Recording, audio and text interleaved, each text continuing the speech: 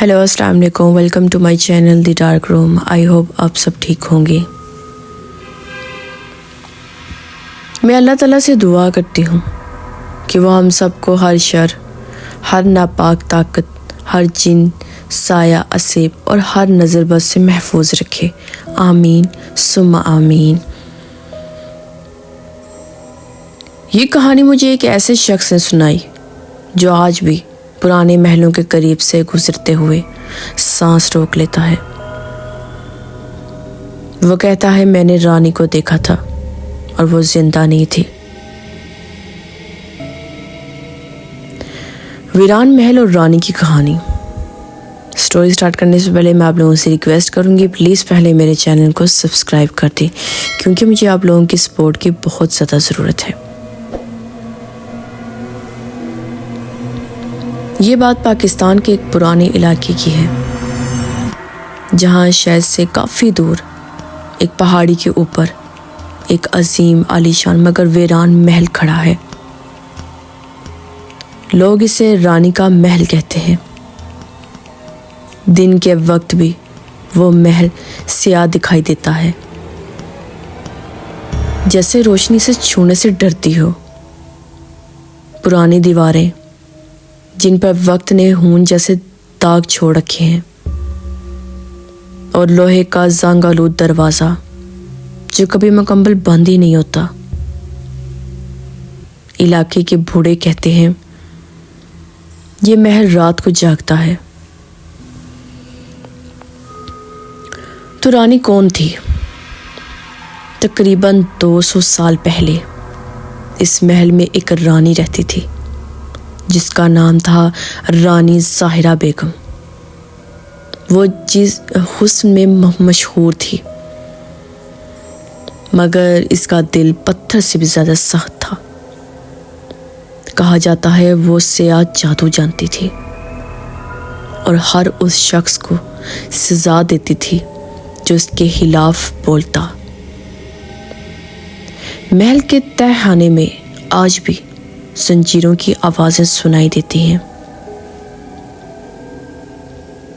रानी ज़ाहिरा अपने शोहर बादशाह की पुरसरार मौत के बाद अकेली रह गई। लोग कहते हैं बादशाह को भी इसी ने मरवाया था। एक रात महल में बगावत हुई। गुलामों ने दरवाजे खोल दिए और आवाम ने महल पर हमला कर दिया। रानी को उसी के तख्त के सामने कत्ल किया गया। लेकिन मसला ये था, लाश मिली ही नहीं। सिर्फ खून से भरा हुआ तख्त और दीवारों पर नाखूनों के निशानात। रानी की मौत के बाद महल में कोई ना रहा। जो भी वहां गया या पागल हो गया या कभी वापस ही ना आया। लोग कहते हैं रात 12 बजे महल की खिड़कियों में दिए जलते हैं। किसी औरत के पायलों की आवाज़ आती है और कभी कभी एक औरत सफ़ेद लिबास में महल की छत पर खड़ी नजर आती है। सन 2015 की बात है। 4 दोस्त इस महल की हकीकत जानने निकले। इनके नाम थे अली, बिलाल, हारिस और सलीम। वो सब इसे सिर्फ अफवाहें समझते थे। रात 11:45 पर वो महल के दरवाजे पर पहुंचे। दरवाज़ा खुद ब खुद चिड़चिड़ाते हुए खुल गया। अंदर दाखिल होते ही दर्जा हरारत अचानक गिर गया। सांस से भाप निकल रही थी। दीवारों पर अजीब निशानात, जैसे किसी ने खून से लिखा हो। बिलाल ने अचानक कहा, क्या तुमने किसी के चलने की आवाज़ सुनी? इसी लम्हे पायल की आवाज़ गूंजी। ऊपर की मंजिल पर एक बड़ा हॉल था, जहां एक तख्त रखा गया था। तख्त पर एक औरत बैठी थी। सुर्ख आंखें, खुले बाल और सफ़ेद लिबास जिस पर खून के धब्बे थे। अली चीख पड़ा, रानी। वो औरत आहिस्ता आहिस्ता खड़ी हुई और बोली, मेरा महल, मेरा खून, मेरा इंसाफ। अचानक दीवारें लरजने लगी, दरवाजे बंद हो गए।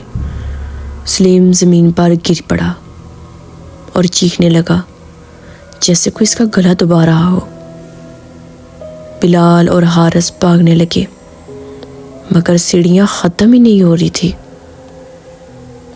अली ने मुड़कर देखा तो रानी बिल्कुल इसके पीछे खड़ी थी। अगली सुबह गांव वालों ने महल के बाहर अली को बेहोश पाया। इसके बाल एक रात में ही सफ़ेद हो चुके थे। 3 दोस्त कभी नहीं मिले।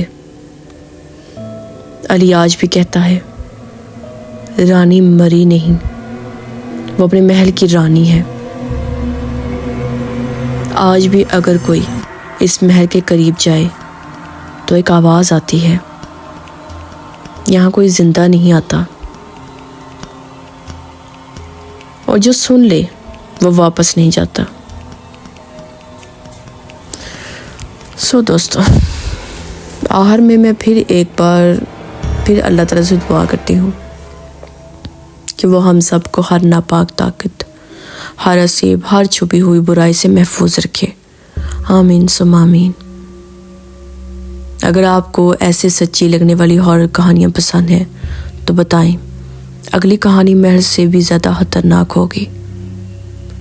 सो जाने से पहले मैं एक बार फिर रिक्वेस्ट करूँगी, प्लीज़ पहले मेरे चैनल को सब्सक्राइब कर दें और मेरी वीडियो अपने दोस्तों से शेयर करें, क्योंकि मुझे आप लोगों की सपोर्ट की बहुत ज़्यादा ज़रूरत है। इंशाल्लाह मैं ऐसी ज़बरदस्त हॉरर स्टोरी के साथ दोबारा हाज़िर होंगी। अपने ढेर सारी दुआ मुझे याद रखिएगा। अल्लाह हाफिज़।